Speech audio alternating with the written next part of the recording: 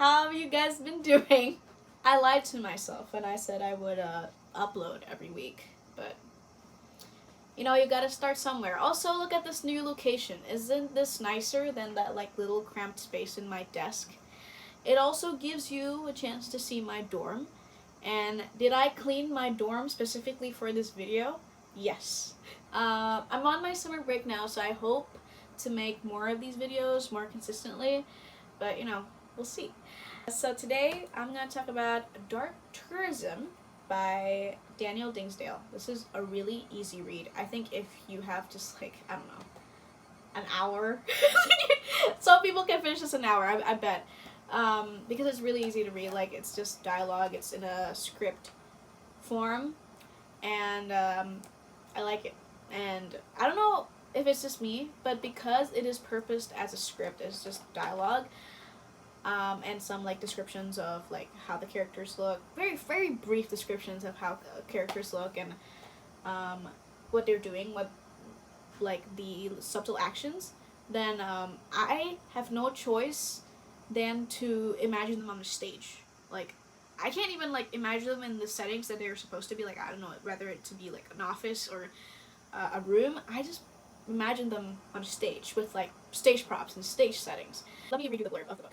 So Dark Tourism is a biting cultural satire on media cynicism and the world of celebrity, where you can go from nothing to everything and back again in the space of a YouTube video. When a radio DJ overshares his sexual exploits on air, children's television presenter Becky Watson's life tumbles into a media storm. PR guru Richard Powell steps in to defuse the situation, but when you're already dealing with a fame-hungry reality star, struggling actors, and aggressive tabloid journalists, can you spin any publicity into good publicity? Isn't that very interesting? I honestly had no intentions to like borrow this book. I wanted to borrow this book. I haven't finished this one. It's also really good. I haven't finished reading it. It's called Virgin Widows by Zhu Hua. It's a Chinese literature. But this was a pleasant read, and I think all of the themes that they've discussed in this script, in this play, is still very relevant to today. It's still relatively recent. It's 2015. But a lot of things happened in that course of time. And if you read the preface, right, I read the preface, a note from the playwright, he talks about how fascinated he was on scripted realities, and like he ranted to his mom about how everything is fake and everything is just a narrative that PR managers are pushing to benefit their client. So yeah, I think he did a pretty good job. I have some criticisms, and I'll do that towards the end, but let's get into the meat of this book, shall we? My laptop broke, so that's why I'm reading my script on my phone, but I think it's more convenient this way because I've changed the setting. So, yeah. So, there's a lot of characters, as you can kind of predict in the blurb. They are developed and presented kind of equally. I can more or less understand why this character is here in this script, and like what they represent in like the larger media entertainment industry space. So obviously we have Rich and Max. Rich is the PR guru, Max is his partner or underling. And there's Milton, the sleazy radio DJ that is why all of this is happening in the first place. There's Becky, who had been demeaned by Milton because he overshared his night with Becky. Just incredibly inappropriate. And Jennifer, a struggling actress, she thinks that her career is regressing because all of the reviews on her recent movie is just meh. And Gemma, who is a reality TV star, who's clinging to fame, who is also Rich's client, Rich and Max's client. Let's start with Becky and Milton sitting down to discuss what Milton said about her in his radio station, in his radio channel.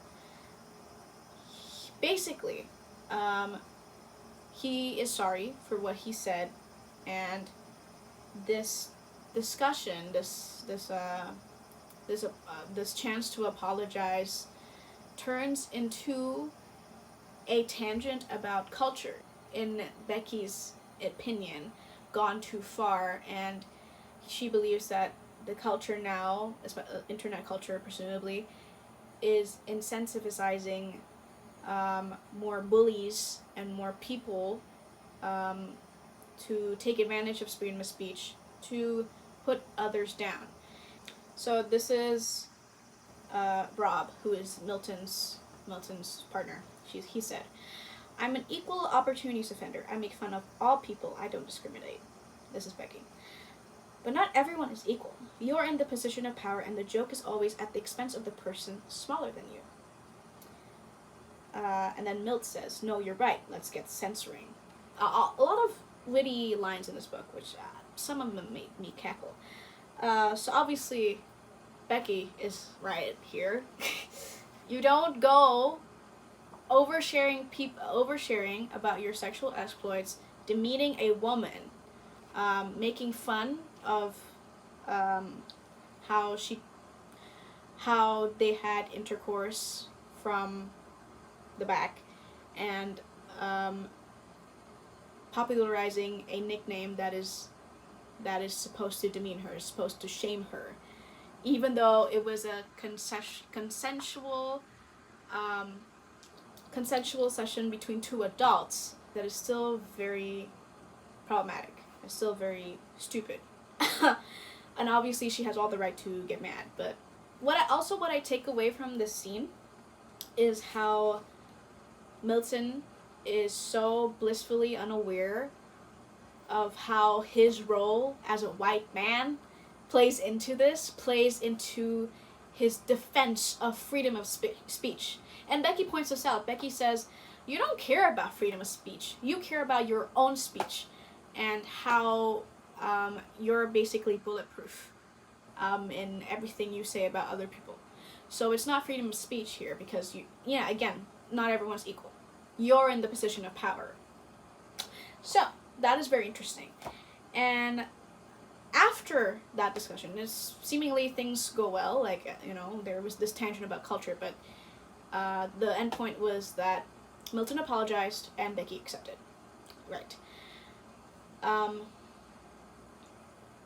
After that, sex tapes gets leaked. And amongst the women that slept with Milton, Becky included, Jennifer was in one of those videos. And obviously she breaks down. She claims that it was, and that she didn't know that he recorded the video. And obviously all of the other women also did not know that Milton was literally recording them, which is horrible. Yikes. It was another media storm.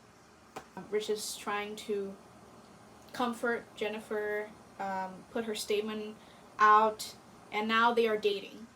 But also, in the midst of all this, there's Gemma, who is clinging to fame. She's trying so hard, and she really wants to stay in the limelight. So she did an interview, and she messed up, and it was funny. There were a lot of lines that I liked. Some context, Gemma wanted to be a lawyer before, and she said something in the interview. Basically, she said that all the people who are not reaching success and who are not famous, who are not able to achieve their dreams, are just lazy, which is obviously dumb for her to say. For Max, he says, "Stop it. Just stop it. The universe does not owe you success, you entitled fool."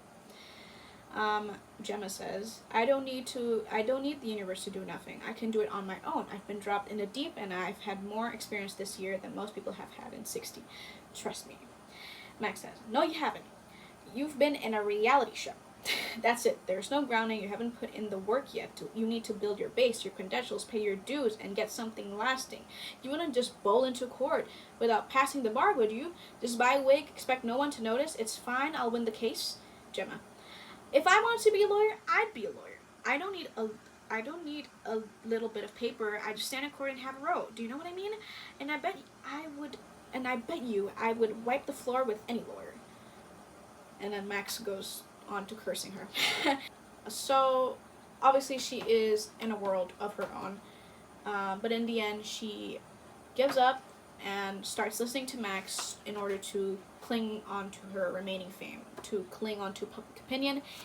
And you know what Max says? Max says that she should start gaining weight, tell people of how much she loved her weight, how she feels comfortable in her skin, and then lose that weight and write books about her weight loss. And there you go. Fame ensured. And obviously it's horrible to ask anyone to use their body to chase such an idea such as fame, for just a little bit of fame. But she does it, and it works. And I think that is a really interesting part of the book as well, and how, in the bigger discussion, how we commodify women's bodies. So, yeah. Very interesting, very heartbreaking, very sad, but it is true. A lot of celebrities will, do things to their body that might be damaging just to regain some fame, just for people to keep talking about them. Back to the story at hand, back to the sex tapes. Richard is obviously taking this personal, and he starts talking to Milton about putting out a statement that says that he released the sex tapes and that he's going to rehab. And Milton's like, no, I didn't release the sex tapes. I did record without any of the women's consent, which is still, he should be in jail, but he's not. Like a lot of male celebrities are not. But he didn't release the sex tapes, so he's not going to push out a statement of him saying that he did. And after that, right, obviously Rich threatened to punch him because that was his girlfriend, and he felt like it was an important issue to fight against, to make things right. He breaks down after that talk because he saw through himself as a hypocrite, because his job, what is his job if not exploiting people? Rich and Max, and they're just arguing, and Rich is doubting everything that he did up to this point. And Max says, you can stare off into the middle distance all you like, aching for simpler times, entitled fulfillment, but the truth is where we are, it's inescapable now. It's everywhere. God died this century, and we needed something to replace him. We chose celebrity. Ask anyone to name five people, living or dead, to have dinner with. No one chooses their mom. It's here to stay. I know this. We all know this. And yet, we're still here because in this world, you're a effing kingmaker. You're the ringmaster. Yes, you feed the monster, but that monster has been very good to you. So that's, I don't know, that's checkmate. I don't know, like, he ate that. He ate Rich up. So, obviously, after this argument, Rich is in shambles. And he's drinking himself sober, he says. And Jennifer starts comforting him. And Jennifer is like, hey, let's go to Paris. She's like, and then she says, who cares about Milton and whatever he's had in his sex cupboards? And that stopped Rich in his tracks. How do you know he calls it that? I don't know, I saw it in one of the reports. No, none of the reports says that. He called them sex cupboards. So Jennifer released her own sex tapes, released all the sex tapes that, also included other women, which is really sad to think about it, because she was insecure about where her career was going and thought this was the next logical step. And obviously Rich attacked her, and he goes to court presumably for slander or assault because he said that he would be reporting her, to reporting a statement about how she was the one who released all the sex tapes, but he was the one who went to court, and she presumably is trying to take a break from this. But I don't know. I think that was really upsetting. I don't think it was. For me, it wasn't framed to be a plot twist. I think it's framed to be how everyone who works in this industry is just crazy. it's just sort of evil. Yeah. So I think that was a very upsetting turn of events in the story. Book ends with Gemma being more successful than she's ever been by releasing her book on weight loss. And Carol, a tabloid writer, she interviews her, and she asks if she was happy. And of course, Gemma said something to appease her in the interview, but later, off the record, she says, "The worst thing I could be now is happy. No one's gonna watch her if she's happy." So that's a very that's a very happy tone for us to end with. Okay. Some of my criticism is actually how in the scene where Rich is confronting Milton about Jennifer, Milton goes off this tangent about how, oh, it's so convenient that this little narrative of the empowered little victim is so fitting and it's so beneficial. And I think it is a very interesting perspective to explore in the story, but I think one of my biggest criticisms is how the book portrays victims and how the plot twist implies that victims are not actually victims. Victims portray themselves, lie about their sexual assault, lie about all these things that happened to them, which is definitely not what's happening in most stories in Hollywood and in the media, the entertainment industry. So, other than that, it's a very interesting book. It's a very depressing book, but it explores a lot of facets and a lot of problems in our internet culture and the business of entertainment. Yeah, the writer also included songs that are supposed to accompany every scene. So playing those songs while reading a scene or after a scene really hits. Like the last songs that was played on the last scene was Fake Friends by Joan Jett and the Blackhearts, and wow, really hits, guys. So I recommend you to do that. Yeah, so that's about it. I will be making more videos.